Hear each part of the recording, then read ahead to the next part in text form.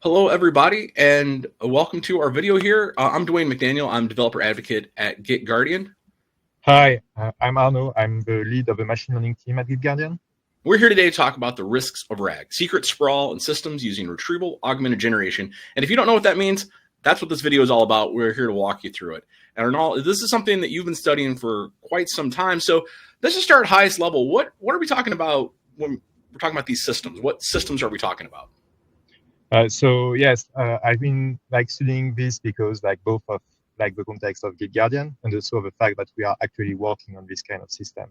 In general, so LLM and AI is overhyped at the moment, and one of the things that people tries to do more is giving it more value by bringing more, by removing the sandbox part of it and giving it access to other systems.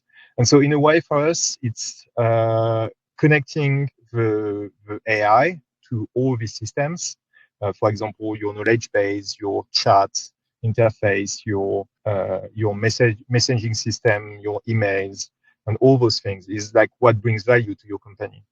And so just because of this, one of the things we are starting to see at GitGuardian is that you have a new explosion in the numbers of secret leaked because of the numbers of services that we connect to those systems. All right, but what about RAG? What is Retrieval Augmented Generation? So Retrieval Augmented Generation is basically the idea that if you go through a standard chatbot, you can ask a question, but it will only be able to answer based on what he has seen during his training, which is usually standard information. And if you really want to bring value to both your user and your company, you want to bring them with the knowledge of your company, which can be for example, your documentation, if you're or your FAQ if you're doing a support chatbot, or for example for internal team, giving them access to all the internal documents that you may have so that they can do their work. Simply put, if you ask, for example, a simple question I lost my password, help me connect, a standard chatbot can't do anything for you. It just answer that they cannot help you. But if you give them access in a RAG manner, you just you ask a question, and then they go through all your documents, all your knowledge base, and try to find the proper way to connect or change your password.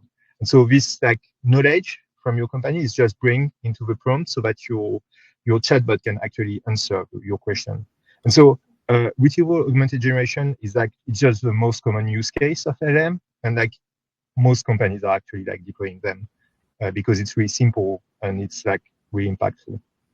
So what are the risks involved here? Because it seems pretty straightforward. You want to get the best context for the best information to your user so they can get their job done. What's the risk we're talking about here? The most simple way you can think about it is once you have user input, the user input can just go through the LLM. And so basically, if user input a secret, it goes through and may appear in the chat response.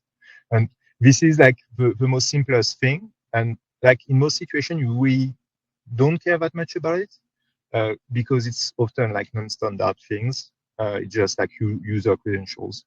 But what you have to think about is actually in a Retrieval Augmented Generation use case, and in general in all agentic systems, what you are looking for is to add the knowledge of your company. So you plug in a knowledge base. Typically, it could be your Jira, your Notion, your Zendesk, or whatever service you're using for knowledge at your company. And so then the system is able to look into this database to answer the question.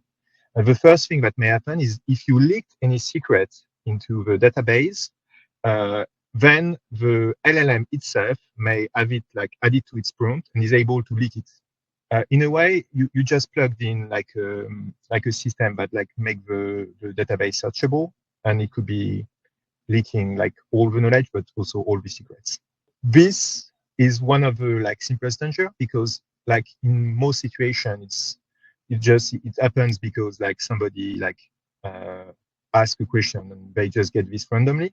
But actually, some people have, for example, prompted ChatGPT to get license keys for Windows and got like real license keys. There is like a bunch of stories like that of like people being able to actually leverage this to get more like information they may not have access to, and typically secrets. So if I'm an attacker, I'm going to try to get as much information as I can, laterally map the system, and try to move around as much as I can. Or you're saying that if we don't properly store the keys, if we don't sanitize these inputs, then we're just waiting for attackers to basically mine these out of the LLMs? Yes, like in the simplest manner, you have like you all just like making like a search engine, and so like people can like leverage this to like both get the knowledge but also get maybe access to this. In a way, it goes further because like because in the way you plugged in your chatbot, people that have access to the chatbot may not directly have access to the knowledge base, and so you may have some kind of like level change of permission due to this. So that's one of the thing. And like the other one, which is interesting, is if you actually think about how like the system works as like AI engineer, machine learning engineer, or whatever, like if you're working on this kind of system, the only way to like actually like improve them and like understand what is happening inside is to just log everything that goes in and goes out.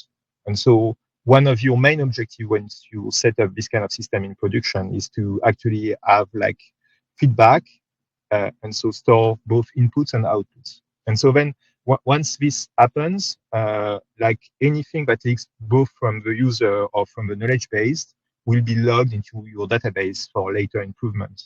Once the log are stored, they may contain actually the secret that comes either from the user input, from the knowledge base, or that have been generated by the LLM itself. And so one of the issue with this is the first thing is once you think about an LLM model, in most situations, in most companies, you have multiple people that are involved.